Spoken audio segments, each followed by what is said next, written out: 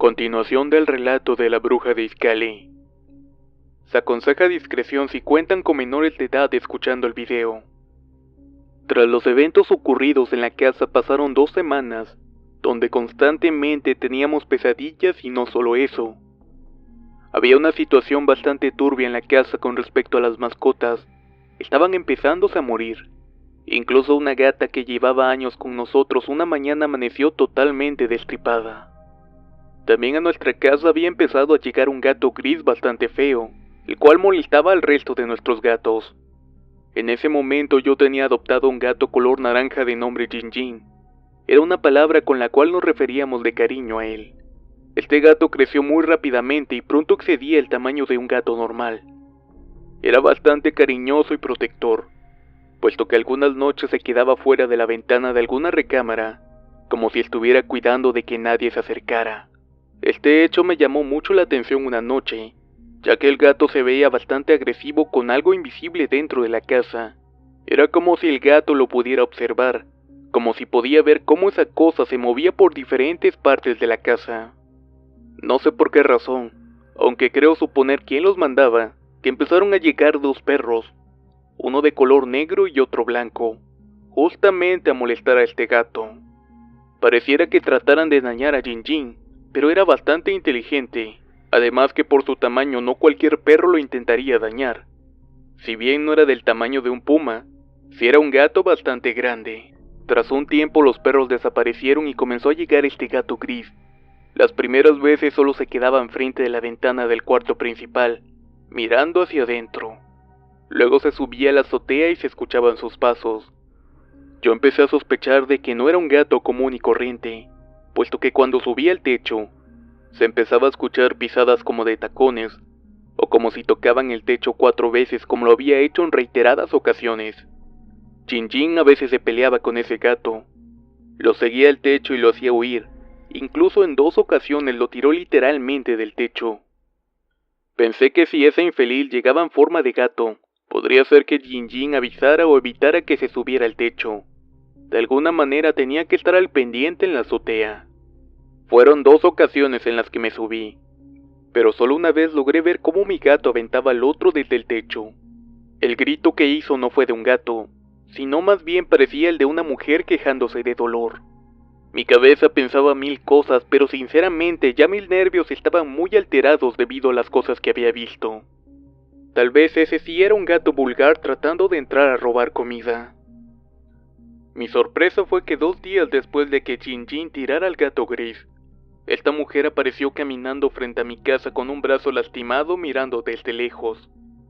Al percatarme que estaba cerca y que se encontraba rezando algo, salí a enfrentarla y sucedió lo que para mí ya era de costumbre.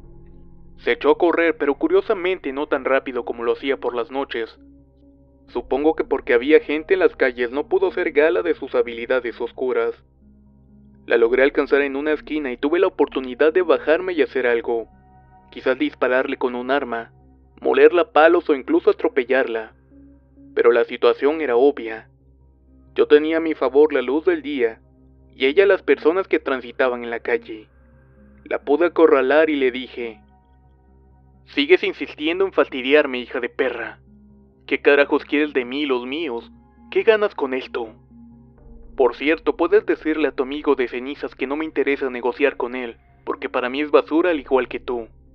Créeme que hay un poder superior a él y a ti. Y espero que se me dé la oportunidad de ponerte en el lugar que te mereces». Hipócritamente me contesta: «Joven, no sé de qué me habla. Ni siquiera lo conozco. Yo soy una mujer ya grande, por favor no me moleste y déjeme ir». La gente que estaba cerca de ahí miraba la escena como tratando de entender mi ofensa. Fue una tontería haber hecho eso. Mi respuesta de ella fue la siguiente: «No te hagas, sí sabes quién soy, hija de la chingada, y yo sé quién eres y lo que haces». Le grité a la gente que se cuidasen de ella, y que cuidaran a sus hijos y nietos de entidades como estas, porque dicha mujer tiene la costumbre de matar niños y ofrecerlos en un panteón. Ya sé dónde vives y qué panteón usas para hacer tus porquerías. La gente solo se me quedaba mirando, pero otra anciana que estaba por ahí cerca dejó salir un Ave María purísima.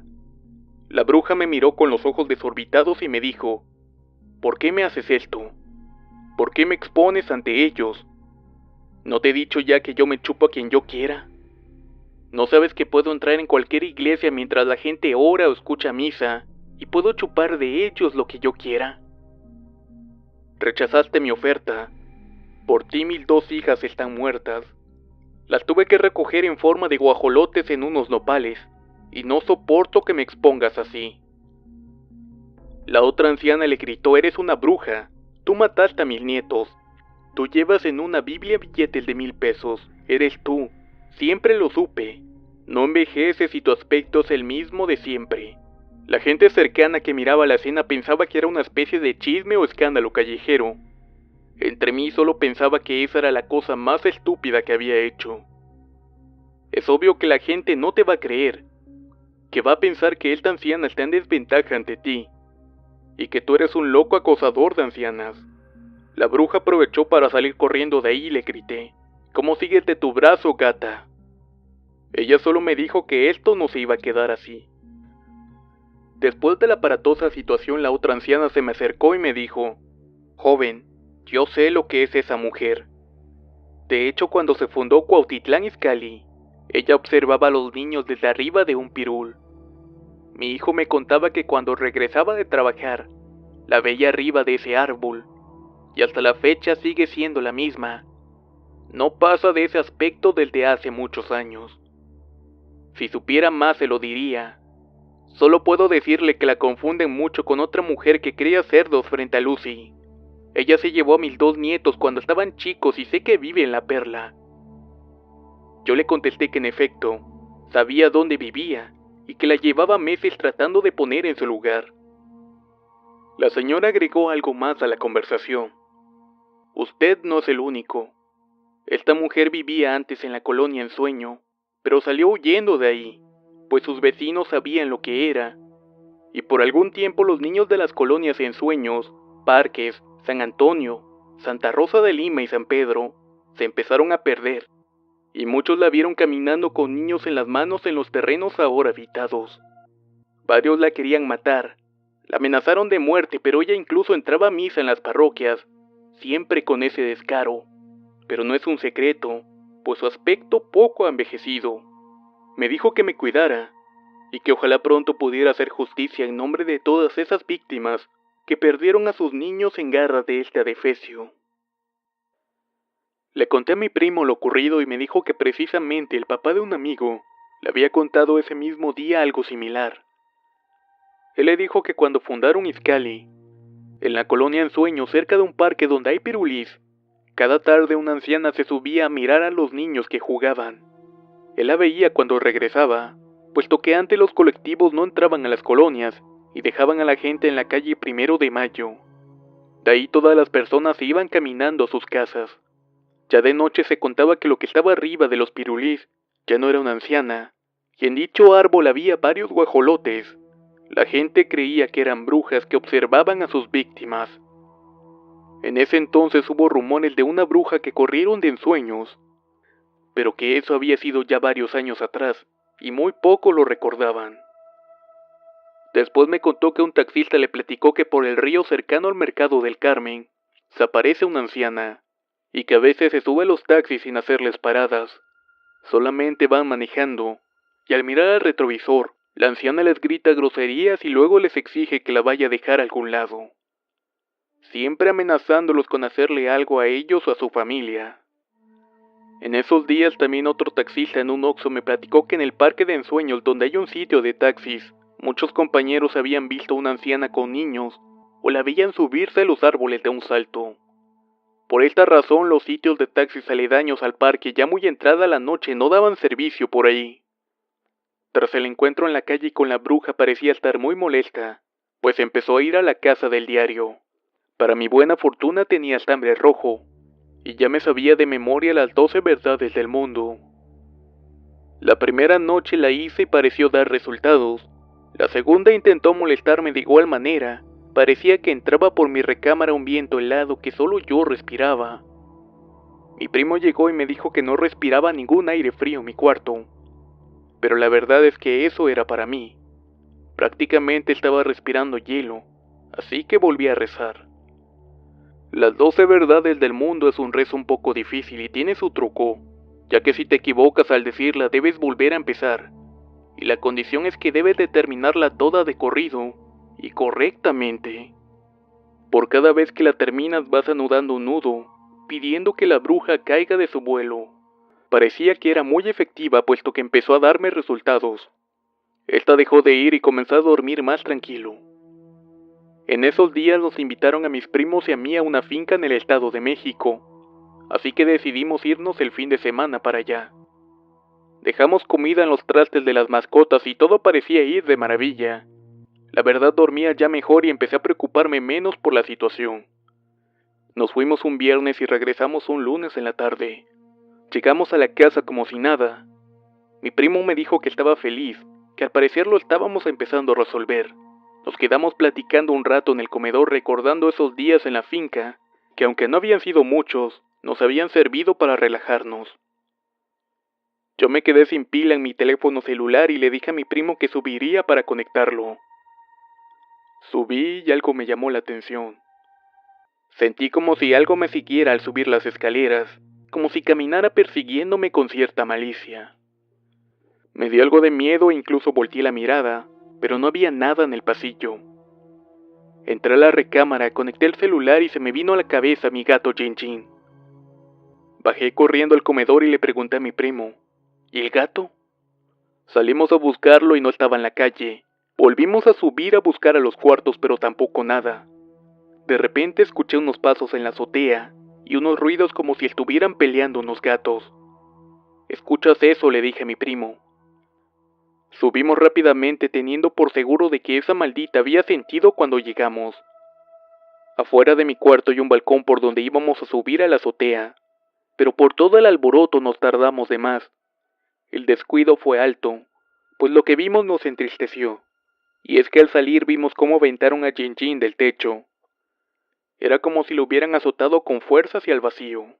Cuando volteamos a ver, ahí estaba mi gato. Bajamos por él y mi primo lo cargó.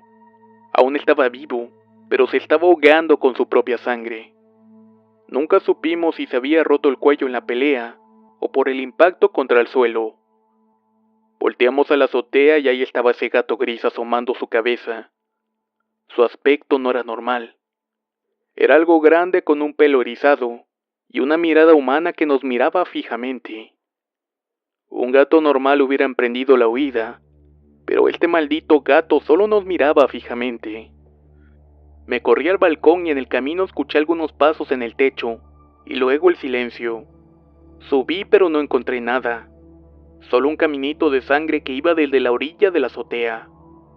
Mi primo estaba muy triste y me dijo que sabía que eso no fue un gato, y que eso ya había sido una amenaza directa, y que ya era hora de hacer algo al respecto.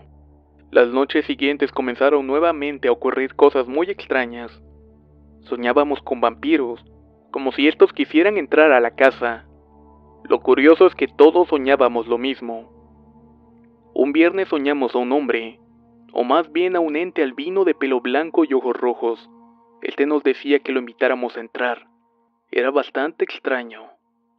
Mi primo más chico consiguió 3 machetes y agua bendita. También estuvo con un cuchillo dando forma a unas estacas con unos palos que tenía. Entramos en una especie de histeria. Sabíamos que algo iba a suceder. Teníamos que ponerle final a esto de manera inmediata. Le dije a mis primos que tal vez lo que estábamos soñando sobre vampiros era para distraernos, para que pensáramos que algo más se estaba uniendo a este ente.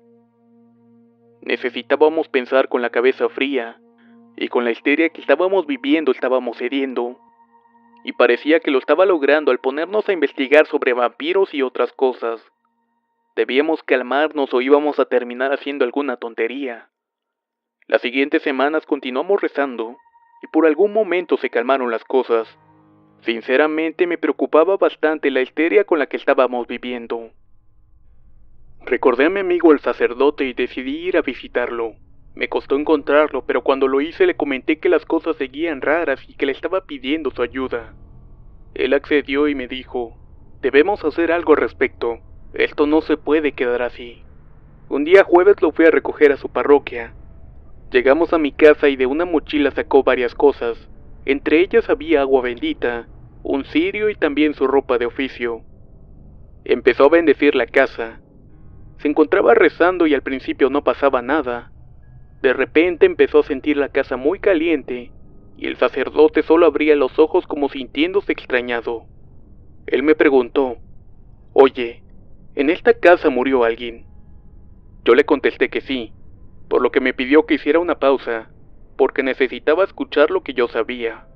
Yo le conté todo lo que recordaba de esa historia. En mi casa vivía una familia llamada Almazar.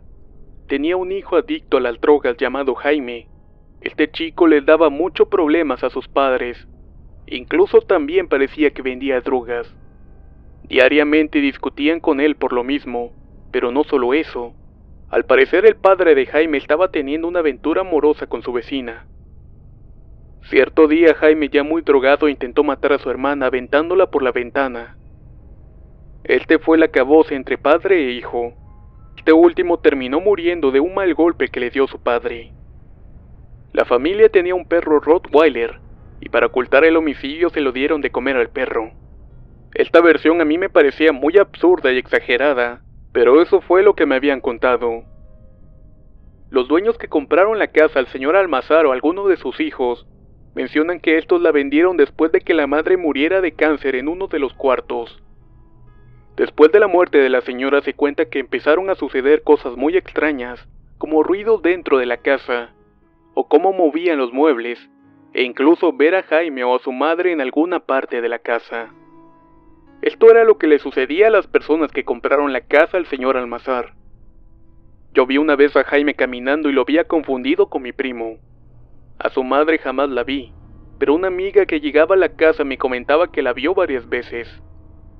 Las personas que ayudaban a hacer el quehacer siempre salían huyendo de aquí porque alguien las llamaba por su nombre, o incluso le cerraban alguna puerta, por ejemplo la del baño, poniendo seguro desde dentro y teniendo la luz prendida.